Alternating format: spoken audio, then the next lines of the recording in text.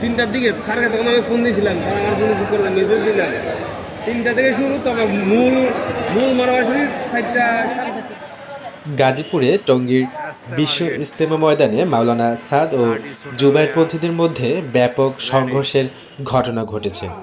এতে উভয় পক্ষের 3 মুসল্লি নিহত এবং শতাধিক মুসল্লি আহত হয়েছেন। বুধবার ভোরে ইজতেমা ময়দানের বিদেশি নিবাসের ছাউনিতে এ ঘটনা ঘটে। মাওলানা সাদ ও জুবায়েরপন্থীর 2 মিডিয়া সমন্বয়কারী ঘটনার সত্যতা নিশ্চিত করেছেন।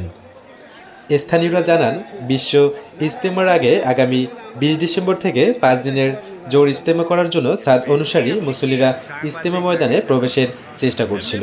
আর সাদপন্থীরা যেন ইজতেমা ময়দানে প্রবেশ করতে না পারে সেজন্য আগে থেকেই ইজতেমা ময়দানে অবস্থান করছিল জুবায়েরপন্থী মুসল্লিরা।